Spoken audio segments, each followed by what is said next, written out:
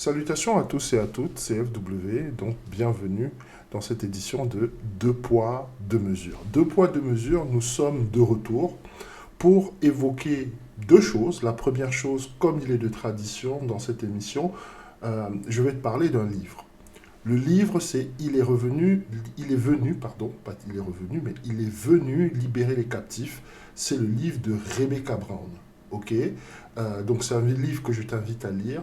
Si tu es chrétien, si tu es en Christ, si tu marches dans la spiritualité avec Dieu, le Créateur, eh bien, il faut que tu comprennes qu'à un moment, la question de ce que fait l'ennemi, la question de ce que fait le diable, la question de ce que font les ténèbres, va devenir à un moment ou à un autre très important. Pourquoi je te parle de ça? Parce qu'en fait, le titre de cette émission, c'est Comment lutter contre les forces des ténèbres. Et nous allons voir ensemble un peu comment les forces des ténèbres opèrent dans notre vie, comment les forces des ténèbres se manifestent dans notre vie, comment les forces des ténèbres se glissent progressivement, d'accord, dans notre vie, pour pouvoir, n'est-ce pas, la détruire progressivement. Certains d'entre nous sont confrontés à des choses comme les maris de nuit, les esprits des eaux, les femmes de nuit et toutes sortes de mauvais esprits possibles et imaginables. Eh bien, ce livre-ci va déjà te donner ce qu'on appelle les bases du combat spirituel. Et je sais ce que tu vas me dire. Tu vas me dire, ah oui, mais FW, tu sais, on n'est pas... en tant que chrétien, on a le sang de Christ pour nous protéger. Moi, je ne crois même pas qu'un chrétien puisse être possédé et des choses comme ça. OK? Alors, si tu es de cette catégorie-là, de chrétiens qui pensent que un chrétien ne peut pas être possédé, d'accord? Nous allons rester dans la parole et je vais t'inviter, d'accord, à ouvrir ta Bible. OK? On va se faire un petit Bible board. Et là, nous sommes dans Jean 13, 27. OK? Jean 13, 27. Je veux que tu prennes ta Bible, s'il te plaît. Jean 13, 27. On va voir quelque chose très, très, très rapidement. Dans Jean 13, 27, on s'aperçoit d'une chose ici. Nous sommes là. Ne te perds pas. Nous sommes ici. Voilà ce que la Bible dit. Et après le morceau, donc il y avait un morceau de pain alors je vais te lire tout parce que ce sera beaucoup plus simple. On va commencer à 26, ok? Jésus répond, c'est celui à qui moi je donnerai le morceau après l'avoir trempé. On est par ici, ok? Ne te perds pas. Tu vois, je le highlight là pour que tu vois bien. Hein? Celui à qui moi je donnerai le morceau après l'avoir trempé, ok? Et ayant trempé le morceau, il le donne à Judas l'Iscariote, n'est-ce pas, fils de Simon. Et après le morceau, alors Satan entra en lui, d'accord?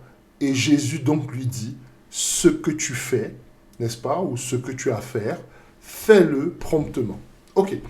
Donc ici, là, je te donne un exemple concret. On ne peut pas faire plus concret que ça. Judas est un des disciples de Christ. Ok?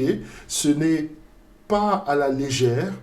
Il est converti, il est baptisé, et pourtant on te dit que le diable est entré en lui. Ok?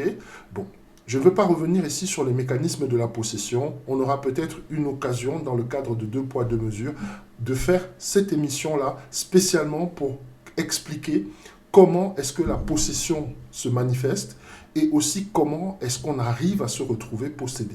Ok? Mais je veux que tu comprennes une chose. Lorsque nous sommes en train de parler de possession, lorsque nous sommes en train de parler d'esprit des eaux, parce qu'il y a plusieurs manières, ça peut se manifester de plusieurs manières. Parfois, l'esprit est au-dedans de toi. Et nous avons déjà eu des scènes, par exemple, tu es à l'église, on commence peut-être à adorer, l'atmosphère commence à être remplie de l'Esprit de Dieu, et tout à coup, tu as quelqu'un qui tombe, qui commence à crier, etc., etc. Alors, ce n'est pas systématiquement qu'il y a une possession démoniaque. Parfois, quand c'est Parfois, il y a des personnes, lorsqu'elles sont touchées par l'esprit, c'est tellement fort qu'elles commencent à pousser des cris, mais c'est très très différent, une possession démoniaque. Je pense que la plupart d'entre nous arrivent à faire la différence. Quand tu vois ce genre de cas de figure, tu comprends que la personne, en fait, est en proie à un esprit. Et beaucoup de gens pensent que lorsqu'on a donné sa vie à Christ, lorsqu'on est baptisé, il n'est plus question qu'on puisse avoir des problèmes avec des esprits. C'est faux. Rien n'est plus faux et je viens de te montrer dans la Bible le cas de Judas. Judas était un des disciples de Christ, c'était quelqu'un qui priait pour les gens, c'était quelqu'un qui libérait, entre guillemets, les captifs lui aussi, puisqu'il pratiquait la délivrance avec les autres disciples. Il pratiquait même des guérisons, il imposait des mains, il faisait tout ce qu'un disciple de Christ fait, mais la Bible te dit dans Jean, n'est-ce pas, 13, 27, qu'il s'est retrouvé possédé. Donc, je veux pas t'alarmer, mais je veux te faire comprendre que le fait d'avoir donné ta vie à Christ, le fait je ne sais pas moi, d'aller à l'église, le fait de t'être baptisé, ce n'est pas une dispense, ok, pour ne pas avoir affaire aux esprits méchants, pour ne pas avoir affaire aux esprits des ténèbres.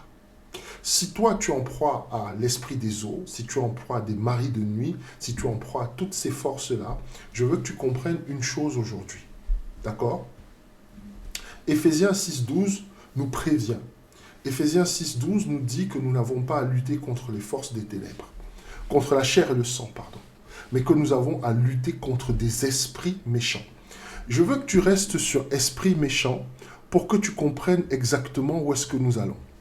Je veux que tu restes sur esprit méchant pour que tu saches en fait que là, on est en train de parler de ta vie en fait. Pourquoi est-ce que, n'est-ce pas, dans ce passage, donc on retourne sur le Bible Board, et je te montre ici, hop, Éphésiens. Alors tu m'excuseras, la référence en anglais parce que mon logiciel en fait est en anglais, mais je m'en sers aussi pour lire la Bible en français. Donc c'est Éphésiens 6.12, d'accord ? Car notre lutte n'est pas contre le sang et la chair, mais contre les principautés, contre les autorités, contre les dominateurs de cette ténèbre, d'accord ? Contre la puissance spirituelle de méchanceté qui est dans les lieux célestes, n'est-ce pas? C'est pourquoi prenez l'armure complète afin qu'au mauvais jour vous puissiez résister et après avoir tout surmonté, n'est-ce pas, tenir ferme. Ok, je ne vais pas revenir ici, tu vas voir 14, on te décrit les armes en fait que tu dois prendre, mais ce n'est pas le sujet là actuellement. Le sujet qui est le plus important, c'est que tu comprennes déjà que dans la Bible, on est en train de te prévenir que nous allons avoir affaire à des esprits méchants. Beaucoup d'entre nous, on va à l'église et puis on se dit, oui, bon, voilà, on prie, on adore Dieu, il n'y a pas de raison qu'un esprit méchant puisse nous approcher. Rien n'est plus faux. Je ne suis pas en train de vouloir t'exciter ou t'inciter à la paranoïa. Je veux juste t'ouvrir les yeux sur une chose. Ta vie, n'est-ce pas, elle est liée à un certain nombre d'éléments. Ta vie spirituelle aussi. Il y a un certain nombre de portes dans ton corps, il y a un certain nombre de portes dans ton esprit, il y a un certain nombre de portes dans ton âme. Une fois que ces portes-là sont franchies, la personne rentre à l'intérieur de toi, dans ton temple, et est capable, je dis bien, est capable de tout dérailler. Parmi les principales portes, ok, puisque nous parlons des portes, nous sommes en train de parler de possession, nous sommes en train de parler de comment lutter contre les forces des ténèbres, et là je suis en train d'ouvrir tes yeux sur le fait que, primo, le fait d'être chrétien, le fait d'être en Christ, ne signifie pas que tu es exempt de toute attaque des forces des ténèbres, que tu es exempt de toute possession. On a vu Judas, on ne pouvait pas faire plus disciple que Judas, et on a vu comment Satan est entré instantanément en lui. Donc, je veux qu'on reste focus sur une chose. Ok? Tu vas rester focus sur une chose. C'est que, en fait, quand tu as, tel que ton corps est constitué, il y a des portes. Alors, quand tu t'intéresses un tout petit peu aux sciences orientales, on te parle des chakras. Tu vas voir que nous, on ne parle pas de chakras en Christ, n'est-ce pas? Parce que les chakras sont des points d'énergie, ça a à voir avec la fameuse Kundalini, etc., etc. Pour ceux qui s'y connaissent un peu, ils voient exactement de quoi je parle. Dans la maison de Dieu, nous, on est en train de te parler de l'armure de Dieu. L'armure de Dieu que tu dois utiliser, cuirasse, ceinture de vérité, épée de la parole, etc., etc. Ce sont aussi des points d'énergie. Ce sont aussi des points d'énergie, sauf qu'ils sont nommés d'une autre façon. Ce que je veux te dire, c'est que lorsque l'ennemi va entrer au-dedans de toi, il va utiliser tes points d'énergie. Un des points d'énergie les plus utilisés par l'ennemi pour pénétrer à l'intérieur de ton corps, c'est le sexe. Ok, la première porte, là, on est en train de parler de choses sérieuses. La première porte que tu dois contrôler, c'est le sexe. Alors, je sais que nous sommes une génération où on prône la libération sexuelle, l'émancipation, etc., etc. Mais il faut bien qu'on comprenne que le sexe n'est pas et n'a jamais été quelque chose d'anodin. C'est pour ça que dans la parole de Dieu, le sexe a été circonscrit très souvent dans le cadre de relations maritales ou encore dans le cadre de relations de concubinage. Mais en tout cas, la sexualité n'a jamais été quelque chose qui doit être libéré. Je te donne un exemple qui est très concret pour que tu comprennes à quel point le sexe est capable d'influencer la vie de quelqu'un. C'est le sexe qui a influencé la vie de Salomon. On t'explique que Salomon, en fait, c'était quelqu'un d'extrêmement sage, mais quand il a commencé à prendre beaucoup de femmes, on te parle de quelqu'un qui avait quand même 500 concubines. Tu comprends très bien que ce n'est pas la fréquentation des femmes qui a posé problème, c'est les rapports sexuels qu'il avait avec ces femmes. Et parmi ces femmes, il y avait plusieurs femmes qui n'étaient pas du tout hébreuses, donc elles n'étaient pas consacrées à Dieu, donc on sait exactement à quel type d'esprit elles étaient consacrées. Tu sais, dans le cadre de cette émission, souvent je parle de la main droite, je parle de la main gauche dans le cadre de ce podcast. La main droite, en fait, il y a deux esprits dans ce monde. Il faut qu'on se comprenne. Il y a l'Esprit de Dieu, c'est-à-dire le Saint-Esprit de Dieu, pour ceux qui sont en Christ, c'est-à-dire nous. Et puis de l'autre côté, tu as l'Esprit de l'Antéchrist. Ok? Là, c'est la main gauche. Main droite, Esprit de Dieu. Main gauche, l'Esprit de l'Antéchrist. Dans la main gauche, on va te parler des chakras. Dans la main droite, par contre, on va te parler avec beaucoup de précision des armes que Dieu met à disposition. Revêtez l'armure complète de Dieu, ça c'est ce qu'Éphésiens 6 nous dit. Donc je suis en train de te parler de quoi? Je suis en train de te parler de la nécessité pour toi de blinder, de verrouiller, n'est-ce pas, les portes d'entrée qu'il y a dans ta vie. Dans ta vie, il y a de multiples portes d'entrée et le sexe en est une. Ok? Quand je parle de ça, je parle du fait que si tu veux t'inscrire dans le cadre de rapports sexuels, il faut bien que tu comprennes que tu es en train d'ouvrir une porte sur ta vie à quelqu'un. Ok? Ce n'est pas juste le plaisir. Ce n'est pas juste l'excitation, etc. Tu es en train d'ouvrir une porte à quelqu'un. C'est pour ça que dans la Bible, chaque fois qu'on te parle, par exemple, des rapports sexuels, on va te dire, par exemple, il l'a connue ou il alla vers elle et il l'a connue. Des choses comme ça. Quand on te parle de il l'a connue, c'est vraiment dans le sens de connaissance. Ça veut dire que la personne, n'est-ce pas, au travers du sexe, est parvenue à accéder à ton esprit. Donc, j'espère que ça a une résonance chez toi. C'est vrai que ça peut être très compliqué parce que spirituellement, ce ne sont pas des choses qui sont enseignées régulièrement à l'église. Et c'est pour ça que nous avons ce podcast, pour que nous puissions échanger, partager sur des choses qui sont capitales, sur des choses qui sont importantes et qui ne sont pas forcément très mainstream, qui ne sont pas vraiment enseignées dans les églises ou quoi que ce soit. Ok? Donc, je veux que tu restes focus sur une chose. Si tu as affaire à des maris de nuit, si tu as affaire à des femmes de nuit, si tu as affaire à ce type d'esprit-là, il faut que d'abord, la première chose, c'est d'abord de savoir exactement d'où est-ce que ça vient. Ok, ce n'est pas la chose la plus facile, ce n'est pas la chose la plus évidente, ce n'est pas la chose la plus drôle, d'accord, mais il va falloir déterminer d'où ça vient. Alors, il y a plusieurs provenances. La première chose, c'est que ça vient de toi. Quand ça vient de toi, c'est soit tu es allé voir quelqu'un qui t'a mis en contact avec ces esprits. C'est les gens, par exemple, qui aiment bien consulter les médiums, qui pensent que, ouais, bon, c'est pas trop grave, je suis allé chez le médium, on m'a tiré les cartes, on a fait ceci, etc. Je ne dis pas systématiquement que chaque fois que tu vas aller chez un médium, tu vas te retrouver possédé, mais je suis en train de te dire que chaque fois que tu vas aller chez un médium, un vrai, parce qu'il y a beaucoup de charlatans dedans, d'accord, sache que tu vas être en contact avec des esprits. Ok. Maintenant, de ce contact-là, ça peut évoluer jusqu'à plusieurs choses. Il y a une raison pour laquelle les maris de nuit ou les femmes de nuit viennent te chercher la nuit et cherchent à coucher avec toi. Je t'ai dit tout à l'heure que le sexe est une des portes d'entrée. Parce que effectivement, grâce au sexe, ils accèdent à ton énergie, ils accèdent à ton esprit et ils sont capables en fait de retirer quelque chose au-dedans de toi. Et ce quelque chose au-dedans de toi qu'ils retirent, eh bien, c'est ton souffle de vie. Lorsque ton souffle de vie a commencé à être retiré, c'est là que tu commences à traverser des périodes où tu es malade. C'est là que tu commences à traverser des périodes d'asthénie. Tu ne te sens pas très bien, tu te sens faible, etc. C'est là aussi que tu commences à traverser des périodes, toujours dans ta vie, n'est-ce pas, où tu as beaucoup de problèmes, par exemple, pour te concentrer. Tout ça, c'est aligné, en fait. Hein. Les choses se superposent.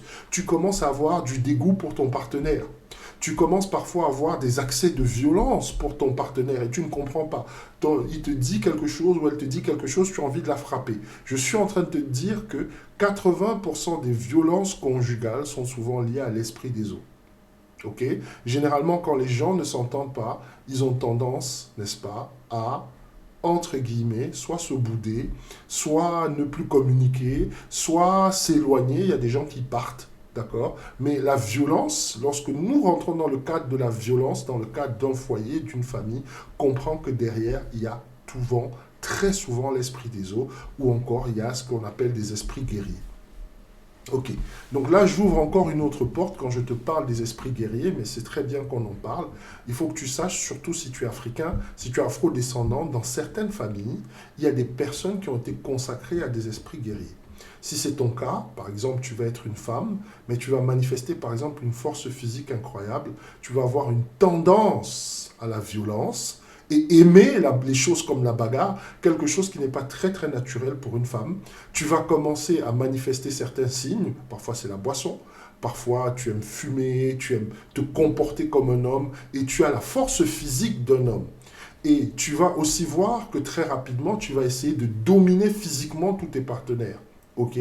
Ça va créer des clashs parce qu'un homme qui rencontre quelqu'un qui a l'apparence d'une femme, mais qui est un autre homme dans l'esprit, ces deux énergies vont clasher et vont se combattre.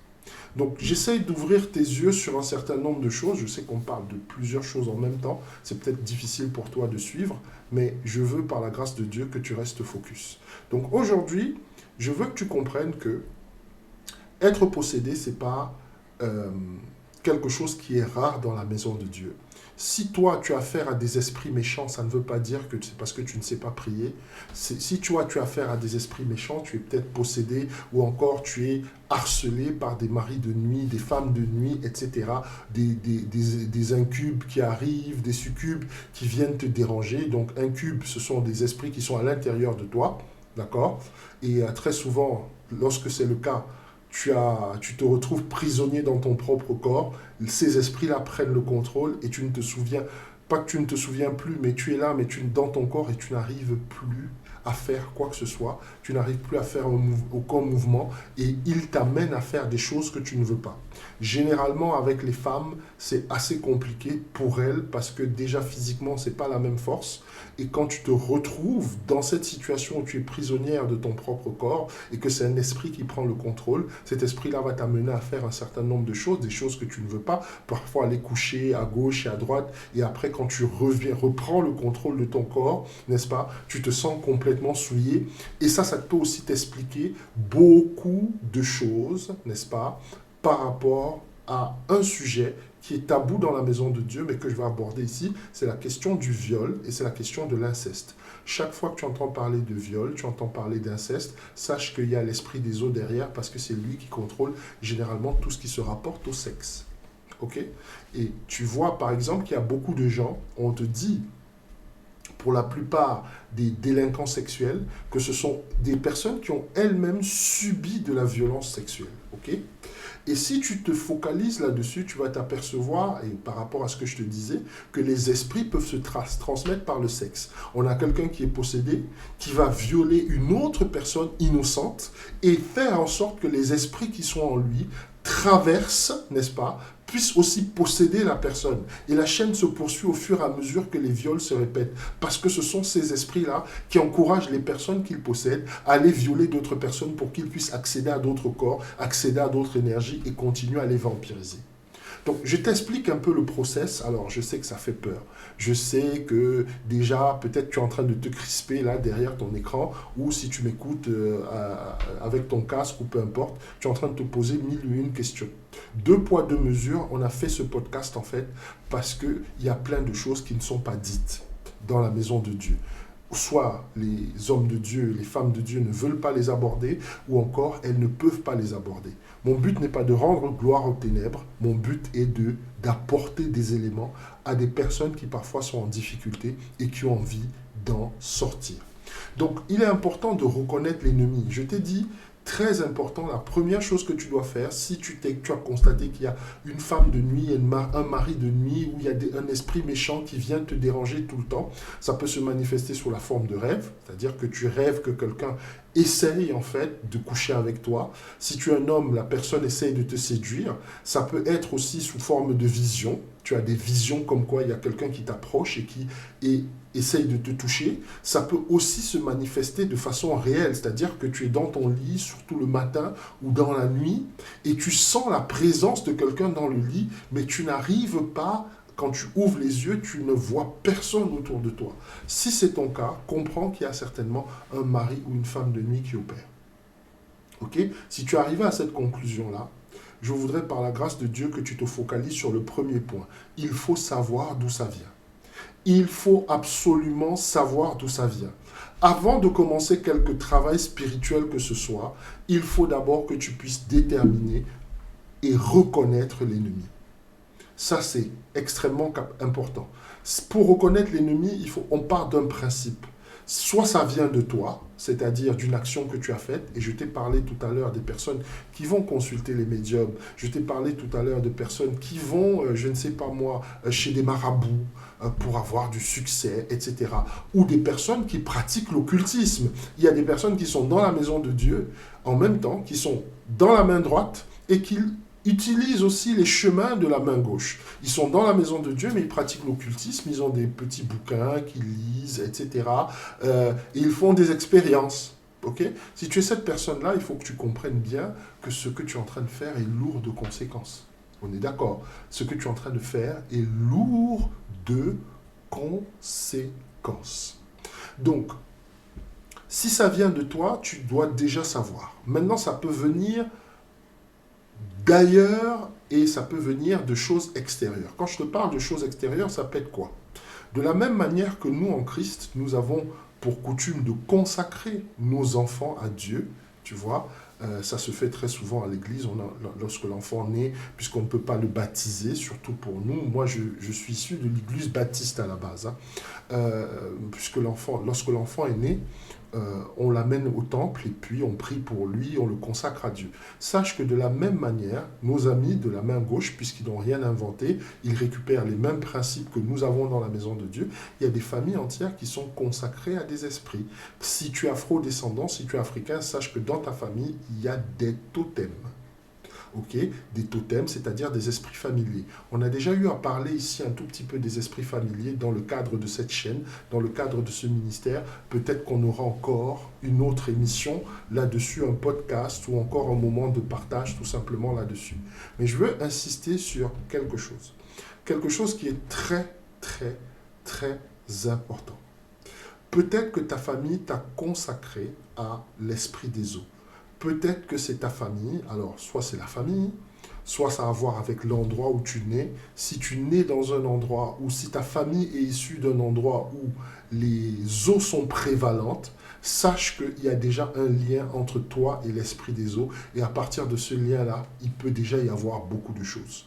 Donc j'essaye d'attirer ton attention sur sur toutes ces choses, sur tous ces faits, pour que tu comprennes que, en tant que chrétien, notre devoir est de lutter contre les forces des ténèbres. Pour être libre d'abord nous-mêmes, parce que tu ne peux pas vivre ta foi quand tu as l'esprit des eaux qui t'empêche de te marier, quand tu as l'esprit des eaux qui rend tes règles douloureuses, quand tu as l'esprit des eaux qui t'encourage à des choses comme l'alcoolisme, la drogue, etc. Tout ça, c'est lié à l'esprit des eaux. Quand tu as l'esprit des eaux qui détruit ton foyer parce qu'il crée des tensions dans ta maison, n'est-ce pas? Et ces tensions-là, généralement, viennent de toi.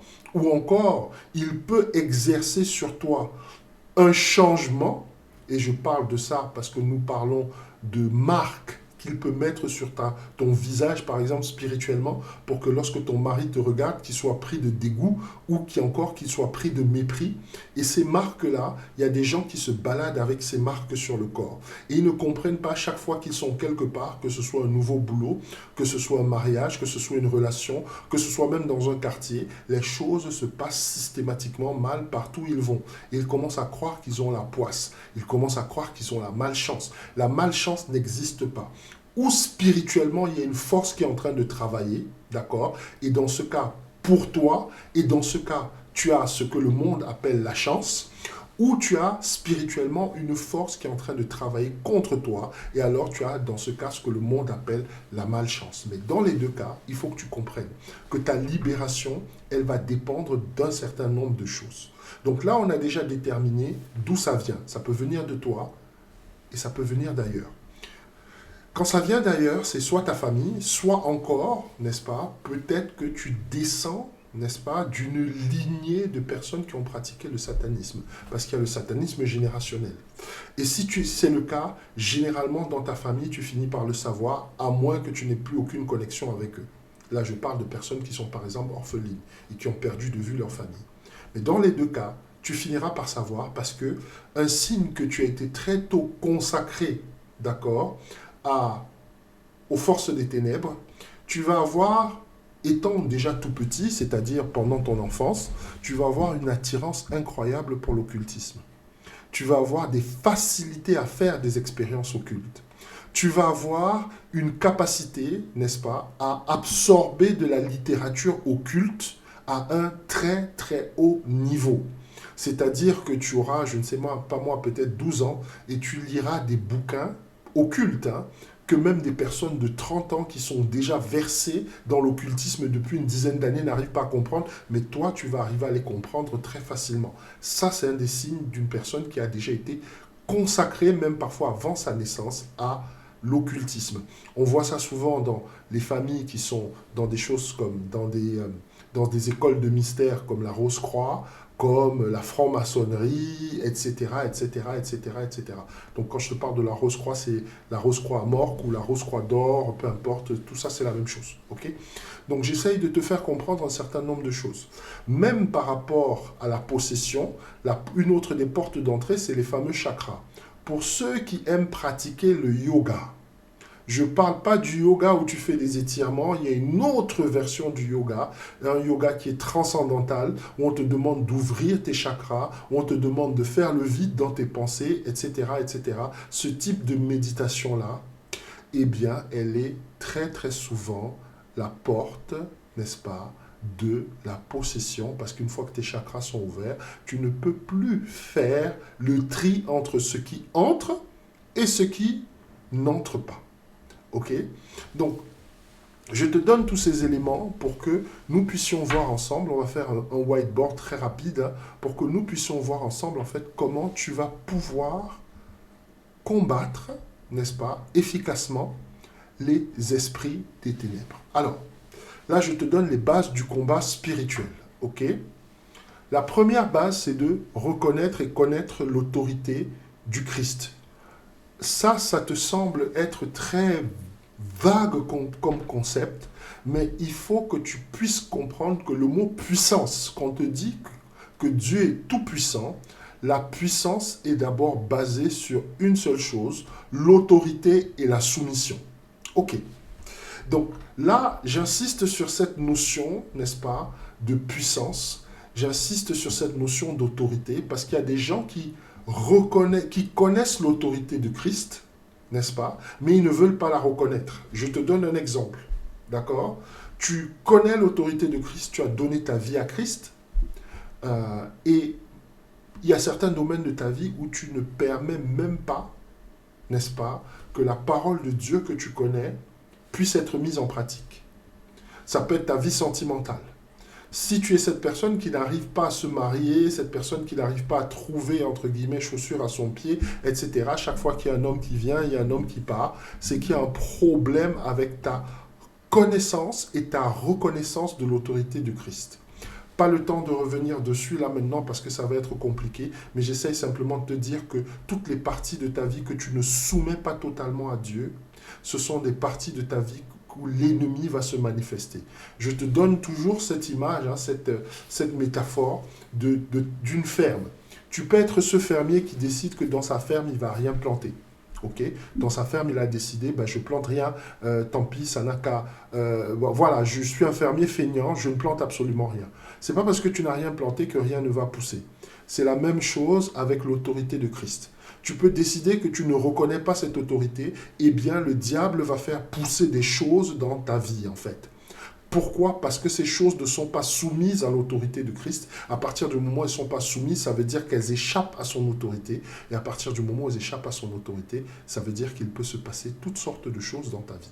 Ok? Et la plupart du temps, et je parlais tout à l'heure par exemple du sexe, c'est la même chose avec les finances, il y a des argents que tu ne dois pas toucher. Je suis en train de te parler ici en tant que personne spirituelle. Ce n'est pas tout argent que tu dois toucher de ta main. Ce n'est pas toute personne qui vient te donner de l'argent, n'est-ce pas, que tu dois considérer comme étant une bénédiction que Dieu envoie vers toi. L'ennemi va aussi envoyer des gens vers toi pour te donner de l'argent, sauf que dans cet argent-là, il y aura une énergie. Cet argent-là sera chargé. Et quand tu vas laisser cette énergie entrer dans ta vie, bizarrement, tu vas commencer à rencontrer des problèmes financiers à n'en plus finir. Fais très attention. Ok. Vivre une vie dans la sanctification, ça c'est la deuxième chose qui va te permettre, n'est-ce pas, de fermer la porte à l'ennemi. Ok? Si tu es cette personne qui a des problèmes avec des maris de nuit, etc., tu ne dois pas être la personne qui doit avoir 5 ou 6 copines dehors. Tu ne dois pas être la femme qui a 5 ou 6 gars, une rotation. Maintenant, ils appellent ça un roster pour savoir avec qui je sors, avec qui je ne sors pas. Ça, déjà, ça ne correspond pas avec la vie d'une personne qui est en Christ, mais ça ne correspond même à rien tout court sur un point de vue d'éthique, sur un point de vue de morale. Ou tu es avec une personne, ou tu n'es pas. Mais tu ne peux pas être avec 5 personnes en même temps. Je sais qu'actuellement, comme on est dans cette période où tout est libre, rien n'est sacré, tu peux faire ce que tu veux, etc., sache que ça a des conséquences. Et c'est pour ça que certains d'entre nous se retrouvent exposés. Et quand tu es exposé, ça veut dire que tu as tourné le dos à Dieu et tu as pris une partie de ta vie que tu as ouverte, que tu as exposée, n'est-ce pas, pour que l'ennemi puisse frapper. Donc si tu ne vis pas dans la sanctification, quand je parle de sanctification, il ne s'agit pas seulement de sexe, hein, je parle de marcher selon les principes de Dieu. Je parle de marcher selon la parole de Dieu. Je parle de se conformer, n'est-ce pas, à ce que Dieu attend de nous au travers de sa loi. Arrêtons de croire que tout ce que nous lisons dans la Bible en termes de commandements, etc., c'est une vue de l'esprit. Christ lui-même te dit qu'il est venu accomplir la loi, ok, pas l'abolir. Donc, troisième chose, alors ça c'est la partie la plus importante. Les gens qui ont très souvent affaire à des esprits méchants, je parle de maris de nuit, je parle de femmes de nuit, je parle même de gens à qui on a jeté des sorts, etc., eh bien, ce sont des personnes qui n'ont pas un culte personnel bien construit. Si tu es cette personne-là qui attend seulement d'être à l'église pour commencer à ouvrir la bouche pour prier, on a un problème. Si tu es cette personne-là qui attend quand le pasteur va dire qu'il faut jeûner, et c'est là que tu commences à jeûner, on a un problème. Donc là, je parle déjà ici d'une bonne discipline spirituelle. Ok? Bonne discipline spirituelle. Ok? Donc la prière et le jeûne sont des moyens efficaces, par exemple, pour renforcer notre foi en Dieu et augmenter notre confiance en nous-mêmes. Et ensuite, ici, je parle de marcher par et avec l'esprit. OK? Ça, c'est très important. Marcher par l'esprit, c'est quoi? C'est quand tu marches, n'est-ce pas? Quand tu marches par l'esprit, c'est quand tu marches et tu fais exactement ce que l'esprit te dit de faire. Tu es inspiré par lui. Je ne dis pas que tu es transformé en robot et que tu es, entre guillemets, téléguidé, mais lorsqu'il te demande de faire quelque chose, tu ne négocies pas. Marcher avec l'esprit, n'est-ce pas? C'est marcher, d'accord, en étant en accord avec l'esprit. C'est-à-dire que tu ne prends pas de décision, tu ne fais pas de choses sans avoir consulté l'Esprit de Dieu. Voilà déjà 3 éléments que je t'ai donnés. Déjà pour pouvoir gérer et combattre les esprits méchants avant que la possession ne soit manifestée. Parce que lorsque la possession est déjà manifestée, c'est un tout autre combat qui va se mener. Ok, donc éviter les pratiques occultes. Ça, je l'ai dit tout à l'heure, je le redis encore, n'est-ce pas? Les pratiques occultes, on les connaît. Alors, si tu es africain, tu es afro-descendant, il y a des réunions de familles bizarres où on fait manger des choses bizarres, par exemple. C'est souvent des initiations. Toi, tu y vas, tu te dis, oui, je viens parce que c'est la tradition. Comme maintenant, là, on est revenu sur les traditions africaines. Il y a beaucoup d'entre nous, personnes afro-descendantes africaines, qui commencent à rejeter les traditions occidentales parce que finalement, on ne s'y retrouve pas. Eh bien, sache que toutes les traditions ancestrales ne sont pas toujours spirituellement innocentes. Elles sont parfois nocives. J'insiste là-dessus pour que nous puissions nous comprendre, pour que nous puissions comprendre que je ne te dis pas que tout ce qui est fait dans nos traditions est dangereux, je ne te dis pas que tout ce qui est fait dans nos traditions est totalement antéchrist, mais je te dis que toutes nos traditions ne sont pas forcément en accord avec les valeurs chrétiennes. Et si tu es dans la confusion, si tu ne sais pas quoi faire, si tu es confronté à... Demande toujours à l'Esprit de te révéler ce qui est en train de se passer spirituellement. Avant d'aller, je dis bien avant d'aller à ces réunions, avant d'aller assister à ces événements, pour que tu y ailles en connaissance de cause et que tu sollicites son avis si tu as vraiment matière à être là-bas. Ok. Être toujours soutenu et encadré. Ok, pas besoin de le rappeler. Tu as besoin du soutien lorsque tu es en train de combattre spirituellement. Tu as besoin du soutien de tes frères. Ne va pas rentrer dans le combat spirituel seul. Ne rentre jamais dans le combat spirituel tout seul. Ok? Tu as besoin d'être soutenu, tu as besoin d'être encadré, tu as besoin d'avoir des personnes qui prient pour toi. Si tu as décidé de combattre les esprits mauvais qu'il y a dans ta vie, si tu as décidé de te débarrasser du mari, de la femme de nuit, etc., tu as besoin de quelqu'un pour t'encadrer. Tu as besoin de quelqu'un pour te soutenir, un partenaire dans la prière. 2 ont toujours valu mieux qu'un seul. Ok? On te parle d'une corde à 3 fils que l'on ne peut pas couper et que l'on ne peut pas briser. J'essaye de t'amener dans une dimension où tu dois comprendre que tu ne peux pas continuer à faire les choses comme tu faisais avant, où tu te lèves la nuit pour faire 2-3 prières, etc. Et puis ces esprits se manifestent et puis tu reviens dans 2 mois pour... Non. La Bible nous enseigne que lorsque quelqu'un chasse un esprit, il va dans les lieux arides, les lieux déserts, et puis il revient avec des esprits encore plus méchants. Voilà de quoi il est question aujourd'hui. Il est question de toi et du fait que si tu rentres dans le combat spirituel, il faut que tu y rentres en connaissance de cause. Alors, qu'est-ce que je pourrais te dire en conclusion? On a vu plein de choses aujourd'hui, et je pourrais te dire en conclusion, dans cette édition de 2 poids 2 mesures, que si tu veux lutter contre les forces des ténèbres, n'est-ce pas? Il faut d'abord que tu comprennes que ce n'est pas quelque chose que tu fais sans réfléchir. Tu dois le faire exactement comme on le fait à l'armée, c'est-à-dire comprendre que c'est un combat. Donc tu dois étudier l'ennemi, tu dois étudier ses tactiques, tu dois étudier, n'est-ce pas, sa source d'approvisionnement, tu dois étudier son renfort, d'accord? Tu dois étudier avec beaucoup de précision comment est-ce qu'il opère dans ta vie. Tu dois aussi étudier et savoir d'où est-ce qu'il vient. Pourquoi est-ce que tu te retrouves dans cette situation? Est-ce que c'est un problème de repentance? On a vu avec Judas, dès qu'il a pris la décision de trahir Jésus, on te dit qu'instantanément, il y a un esprit l'esprit du diable qui est entré dans lui. Et très souvent dans nos vies, nous ne comprenons pas qu'il y a des moments où si nous faisons l'erreur de tourner le dos à Dieu, que ce soit par une décision que nous prenons, que ce soit par un choix que nous faisons, et bien parfois ce choix-là, il peut être dangereux et il peut ouvrir la porte à nos vies au diable. Donc en conclusion, je te dirais ceci. C'est pas bien compliqué. Si tu es cette personne-là, tu as envie de marcher avec Dieu, d'accord, et tu as envie de rentrer dans le combat spirituel.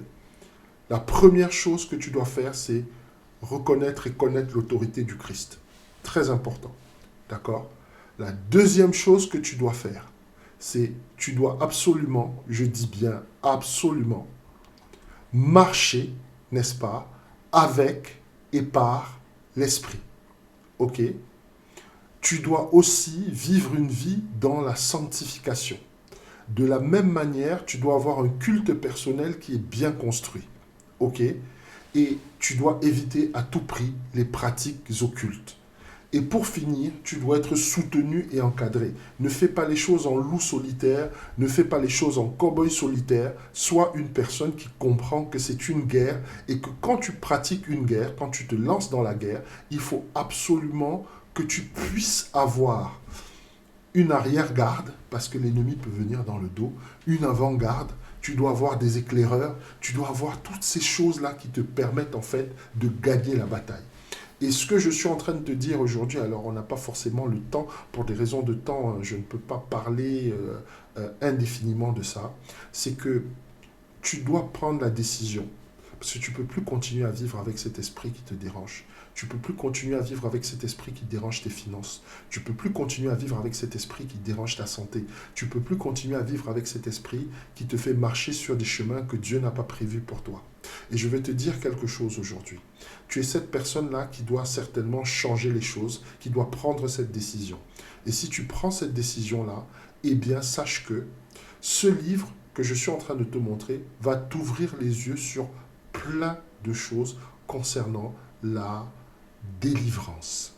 Tu as besoin d'être délivré. Ton miracle est à portée de main.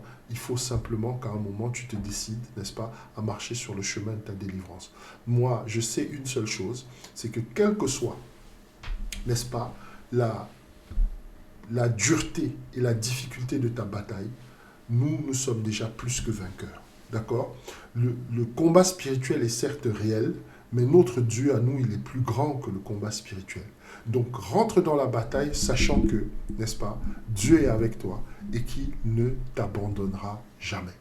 Voilà un peu, on a fait le tour de ce livre, il est revenu libérer les captifs. Je t'ai donné un peu les points essentiels qu'il y avait dans ce livre et qu'on peut retenir, mais je t'invite à l'acheter, je t'invite à le lire. Il parle du combat spirituel, il y a un témoignage incroyable dedans avec une sorcière qui se repent, qui donne sa vie à Christ et qui se retrouve donc attaquée par ses anciens amis du monde des ténèbres, et c'est tout ce que ce livre raconte. Donc je t'invite à le lire. On apprend beaucoup de choses spirituellement, on apprend beaucoup de choses aussi sur le monde occulte que nous négligeons et qui pourtant opèrent sous nos yeux. Donc voilà, c'était tout pour cette édition de Deux poids, deux mesures. Merci pour ta fidélité. Si cette émission t'a plu, écoute, laisse pour le podcast, tu laisses un like, tu mets un commentaire et puis surtout partage. On essaye de faire grandir la chaîne. Je pense que ce concept et puis ces informations, il y a plein de gens qui en ont besoin. Donc n'hésite pas à faire toi aussi ton travail, c'est-à-dire à passer l'information. Et puis surtout, pour soutenir ce ministère, abonne-toi. On se retrouve très très bientôt pour une autre édition de Deux poids, deux mesures. Prends soin de toi et reste dans la paix.